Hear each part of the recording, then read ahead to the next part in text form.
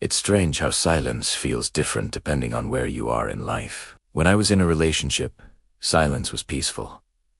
It was a lazy Sunday morning or a quiet drive home. But after my 2-year relationship ended and I found myself living alone in a corner townhome, the silence started to feel heavy. It felt like it had weight. I'm an accountant. It's a steady job, good money, but let's be honest, it's miserably boring. My days are filled with spreadsheets and numbers, and coming home to an empty house became a routine I started to dread. At first, I thought I wanted the privacy. I told myself, finally, I can do whatever I want. But after the first month, the novelty wore off. I realized that maybe I'm not built for solitude. I missed having noises in the house that I didn't to make myself. That desperation is dangerous. It makes you ignore your instincts. It's exactly why I was constantly swiping on Tinder, Hinge, Bumble, name it. I just wanted to get out of the house. I wanted a distraction. This all happened last December. The holiday season is the worst time to be single. Everywhere you look, there are couples, lights, and reminders of togetherness. I had matched with a girl named Sarah back in October. We exchanged a few messages.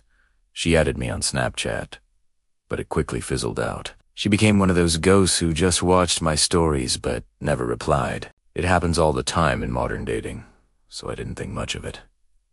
Then came the second week of December. I posted a photo on my Snap story of my living room empty, kinda dark, with a caption complaining about not having any Christmas spirit. Guess who slid into my DMs almost immediately? Sarah. She didn't say, "Hey, or what's up?" She just sent a message saying, "That looks so sad. You need a tree. We should fix that." It was abrupt, considering we hadn't spoken in weeks. But I was lonely. We started chatting, and the conversation flowed surprisingly well. I suggested we go grab a drink, or maybe go ice skating at the village nearby. You know, public places. Safe places. But she was insistent. "No, it's too cold," she texted. "I have a better idea. Do you have a tree? Let's put it up. I love decorating. It'll be fun." I hesitated. I did have a fake tree, but it was boxed up in the attic. I hadn't planned on putting it up at all. I told her. She replied instantly, "I'll help. I can come over tonight around 9." Looking back, that was the first red flag. Who invites themselves over to a stranger's house at 9 p.m. on a Tuesday to move boxers? But my brain wasn't looking for red flags. It was looking for company. I said yes. I looked at the clock. It was 7:30 p.m. Panic set in.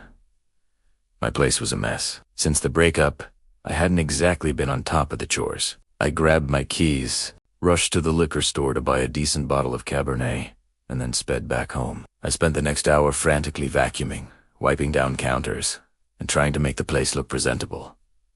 I wanted to impress her. By 9 p.m., I was sweating, but the house looked good. I sat on the couch, poured myself a glass of water, and turned on the TV, trying to look Kasu.